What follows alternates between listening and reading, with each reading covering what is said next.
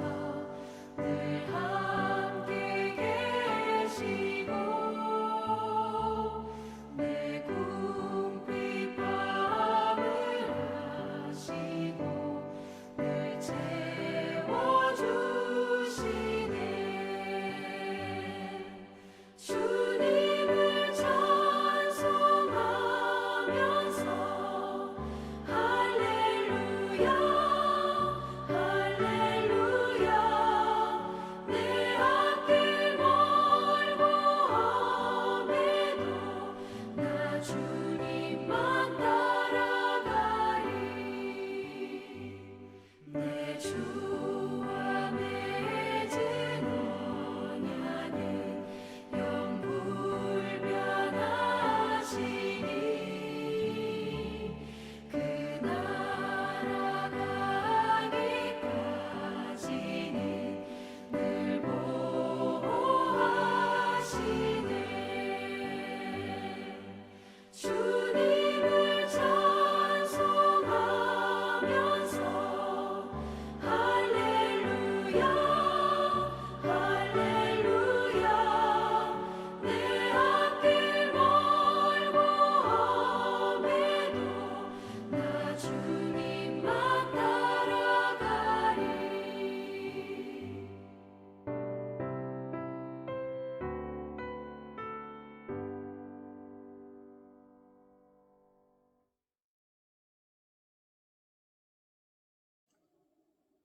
하나님의 크신 은혜와 평강이 오늘도 살아가는 모든 삶의 자리마다 충만히 임하시길 기원합니다. 기도하겠습니다. 하나님 아버지, 이제 얼마 남지 않은 2023년도 하나님의 거룩한 말씀으로 지나온 한 해를 잘 점검하고 오늘 내가 서 있는 위치를 확인할 뿐만 아니라 나아가야 될 미래를 결정하는 우리 모두가 되게 하옵소서. 그리할 때에 그 기준은 정확하게 하나님의 말씀이게 하시고 거룩한 주의 뜻을 담는 자로 살아가기를 갈망하는 우리의 소망이게 하옵소서. 오늘도 말씀을 듣습니다. 들려주시고 깨닫게 하시고 친히 말씀하여 주옵소서. 예수님의 이름으로 기도하옵나이다. 아멘. 오늘 보실 하나님의 말씀은 요한계시록 16장 1절부터 21절 말씀까지입니다. 요한계시록 16장 1절부터 21절 말씀을 같이 읽겠습니다. 또 내가 들으니 성전에서 큰 음성이 나서 일곱 천사에게 말하되 너희는 가서 하나님의 진노의 일곱 대접을 땅에 쏟으라 하더라. 첫째 천사가 가서 그 대접을 땅에 쏟음에 짐승의 표를 받은 사람들과 그 우상에게 경배하는 자들에게 악하고 독한 종기가 나더라. 둘째 천사가 그 대접을 바다에 쏟음에 바다가 곧 죽은 자의 피같이 되니 바다 가운데 모든 생물이 죽더라. 셋째 천사가 그 대접을 강과 물 근원에 쏟음에 피가 되더라. 내가 들으니 물을 차지한 천사가 이르되 전에도 계셨고 지금도 계신 거룩하신 이여 이렇게 심판하시니 의로우시도다. 그들이 성도들과 선지자들의 피를 흘렸으므로 그들에게 피를 마시게 하는 것이 합당하니이다 하더라. 또 내가 들으니 제단이 말하기를 그러하다. 주 하나님 곧 전능하신 이시여 심판하시는 것이 참되시고 의로우시도다 하더라. 넷째 천사가 그 대접에 해를 쏟음에 해가 권세를 받아 불로 사람들을 태우니 사람들이 크게 태움에 태워진지라. 그 이 재앙들을 행하는 권세를 가지신 하나님의 이름을 비방하며 또 회개하지 아니하고 주께 영광을 돌리지 아니하더라. 또 다섯째 천사가 그 대접을 짐승의 보좌에 쏟으니 그 나라가 곧 어두워지며 사람들이 아파서 자기 혀를 깨물고 아픈 것과 종기로 말미암아 하늘의 하나님을 비방하고 그들의 행위를 회개하지 아니하더라. 또 여섯째 천사가 그 대접을 큰 강 유브라데에 쏟음에 강물이 말라서 동방에서 오는 왕들의 길이 예비되었더라. 또 내가 보매 개구리 같은 새 더러운 영이 용의 입과 짐승의 입과 거짓 선지자의 입에서 나오니 그들은 귀신의 영이라 이적을 행하여 온 천하 왕들에게 가서 하나님 곧 전능하신 이의 큰 날에 있을 전쟁을 위하여 그들을 모으더라. 보라 내가 도둑같이 오리니 누구든지 깨어 자기 옷을 지켜 벌거벗고 다니지 아니하며 자기의 부끄러움을 보이지 아니하는 자는 복이 있도다. 새 영이 시브리어로 아마겟돈이라는 곳으로 왕들을 모으더라. 일곱째 천사가 그 대접을 공중에 쏟음에 큰 음성이 성전에서 보좌로부터 나서 이르되 되었다 하시니 번개와 음성들과 우레소리가 있고 또 큰 지진이 있어 얼마나 큰지 사람이 땅에 있어 온 이래로 이같이 큰 지진이 없었더라. 큰 성이 세 갈래로 갈라지고 만국의 성들도 무너지니 큰 성 바벨론이 하나님 앞에 기억하신 바 되어 그의 맹렬한 진노의 포도주 잔을 받음에 각 섬도 없어지고 산악도 간데 없더라. 또 무게가 한 달란트나 되는 큰 우박이 하늘로부터 사람들에게 내림에 사람들이 그 우박의 재앙 때문에 하나님을 비방하니 그 재앙이 심히 크미로라. 아멘. 하나님께서 그 큰 초대 강국 로마를 향해 심판을 선포하시고 또한 그 심판의 메시지를 통해 세상 마지막 날에 되어질 심판의 메시지로 활용하고 계시는데 그 계시가 아주 작은 섬 지중해 반모섬에서 이루어지고 있는 것이 참으로 아이러니합니다. 따라서 어디에 있는 것이 중요한 것이 아니고 하나님의 임재가 함께하는 곳, 하나님께서 들어 사용하시는 인생, 바로 그것이 소중한 장수이고 소중한 인생인 것을 요한은 그의 메시지를 통해 분명하게 보여주고 있는 거죠. 여러분, 따라서 우리도 내가 나를 평가하는 것이 아니라 하나님이 나를 어떻게 보실까?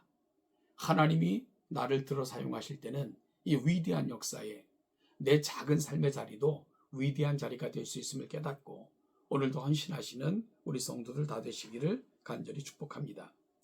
본문 16장은 요한계시록에 등장한 세 가지 재앙, 7인과 7 나팔 재앙에 이어 재앙의 정점, 즉 7 대접에 대한 내용이 기록되어 있습니다. 어제 새벽 기도회 때도 잠깐 말씀드렸던 것처럼 7인과 7 나팔 재앙이 부분적이고 제한적인 심판이었다면 7 대접 재앙은 최종적이고 마지막 심판의 성격을 지니고 있고요. 그 심판의 범위가 바다, 땅, 강과 물의 근원, 해, 짐승의 왕좌, 큰 강 유브라데, 공중에 이르기까지 온 인류와 세상에 영향을 미칩니다. 하나님의 진노의 7 대접을 부을 때마다 일어나는 일을 정리해보면 이렇습니다. 첫째 천사가 대접을 땅에 쏟으니 짐승의 표를 받은 사람들과 우상에게 경배한 자들에게 악하고 독한 종기가 생깁니다. 둘째 천사가 대접을 바다에 부었더니 바다가 피같이 되어 바다에 사는 생물이 모두 죽습니다. 셋째 천사가 대접을 강과 물에 쏟아서 모든 것이 피로 변합니다. 넷째 천사가 대접을 해 쏟자 권세를 받은 해가 불로 사람을 태웁니다. 다섯째 천사가 대접을 짐승의 왕자에 쏟아 사람들은 아파하며 자기 혀를 깨뭅니다. 여섯째 천사가 대접을 큰 강 유브라데에 쏟은 후 강물이 말라 동방에서 오는 왕들의 길이 예비됩니다. 그리고 마지막으로 일곱째 천사가 대접을 공중에 쏟은 후 큰 지진이 일어나고 한 달란트 무려 60kg에 육박하는 큰 우박이 내립니다. 요한은 이 일이 있은 후 섬과 산악이 간 데가 없다고 기록했습니다. 그런데 이토록 크고 강력한 재앙이 세상을 뒤덮는데 전지전능한 심판주 하나님 앞에서 사람들의 반응이 참 흥미롭고 의아합니다. 본문 중 총 3군데에 사람들의 반응이 기록되고 있는데요. 본문 9절 하반절 보면 권세를 가지신 하나님의 이름을 비방하며 또 회개하지 아니하고 주께 영광을 돌리지 아니하더라. 11절 하반절을 보면 하늘의 하나님을 비방하고 그들의 행위를 회개하지 아니하더라. 21절 하반절을 보면 사람들이 그 우박의 재앙 때문에 하나님을 비방하니 그 재앙이 심히 크미러라 라고 기록되어 있습니다. 사람들은 강력한 하나님의 심판 앞에서도 전능하신 하나님께 굴복하지 않고 대항하고 합니다. 말씀드린 것처럼 요한은 이 심판과 구원의 이미지를 출애굽 사건에서 가져오고 있습니다. 그래서 자세히 살피면 일곱 인, 일곱 나팔, 일곱 대접 재앙은 초강대국 에집트에 행했던 하나님의 10가지 재앙과 매우 닮아 있습니다. 이집트의 바로도 그 심각한 심판 앞에서 하나님께 굴복하지 않았고요. 끝까지 대항했고 저항했습니다. 장자 재앙이 온 이집트를 덮자 마지못해 하나님의 백성을 놓아주는 척했지만 곧이어 후회하고 군대를 동원해서 하나님의 백성들을 뒤쫓는 이와 같은 일을 되풀이했습니다. 여러분, 오늘 본문에서도 재앙과 재앙이 심각하게 내려도 그 사람들의 그 강팍함이 변하지 않는 것, 어찌 보면 과거 출애굽 사건 때 보았던 그것의 이미지가 중첩되는 것 같은 모습을 우리가 다시 보고 있는 거죠. 따라서 본문을 통해서 우리는 몇 가지를 생각해 볼 수 있는데요. 첫째는 사람은 어떻게 변화되는가 하는 것입니다. 사람들은 이야기합니다. 내게 사도 바울과 같은 경험이 있다면, 아니면 어떤 강력한 초월적인 그러한 사건들이 내게 나타나고 경험된다면 하나님을 믿지 않을까라고 사람들은 막연하게 생각하기도 합니다. 그런데요, 압도적인 기적을 통해서 어떤 압도적인 힘으로 사람은 변화되지 않습니다. 하나님은 사람이 변화되는 유일한 도구로 말씀을 주셨고 말씀을 활용하십니다. 따라서 오늘 성도는 어떤 절대적인 힘을 갈망하기보다 하나님의 말씀을 어느 때보다 소중하게 여겨야 됩니다. 오늘 요한계시록 16장이 가고 있는 도전입니다. 두 번째는요, 그 심판의 때가 언제인가 하는 질문입니다. 이 질문은 교회사에서도 논란거리였고, 그리고 또한 우리가 살아가면서 이 질문 앞에서 한순간도 자유로운 적이 없었습니다. 심지어 예수님의 제자들도 예수님의 말씀을 듣고는 항상 했던 질문이 하나님의 나라가 언제 임합니까? 였습니다. 이런 일이 언제 이루어집니까? 라는 것을 매우 궁금하게 생각을 했습니다. 그럴 때 예수님께서는 천지는 없어질지언정 내 말은 없어지지 아니하리라. 그 날과 그때는 아무도 모르나니 하늘의 천사들도 아들도 모르고 오직 아버지만 아시느니라. 여러분, 무슨 말씀입니까? 언제, 어느 때가 중요한 것이 아니라 어떻게가 중요하다 하는 말씀을 하고 계신 것입니다. 즉, 언제 이런 일이 일어날까 마음을 뺏기거나 이러한 일이 언제 일어날 것인가 하는 것을 계산하는 것이 아니라 오늘 세상에 되어지는 일들, 그리고 시대의 악함을 바라보며 하나님의 때가 임박했구나 하고 느끼는 것입니다. 그러면서 더욱더 말씀을 붙들고 영원히 천지는 없어져도 변하지 않을 하나님의 말씀, 그 잣대를 끊임없이 붙드는 것입니다. 그럴 때 천지는 없어져도 하나님은 그 말씀을 붙들고 살아간 성도들을 반드시 기억할 것입니다. 예수님께서는 마지막 때는 노아의 때와 같을 것이다 말씀하셨습니다. 하나님의 경고가 임했어도 당시 사람들은 세상에 취했고요. 노아의 말을 무시했습니다. 농담처럼 여겼습니다. 그러나 노아는 그 하나님의 말씀을 붙들었습니다. 그리고 경험해보지 못했던 그 사건에 대해서 믿는 마음으로 기다리면서 준비했습니다.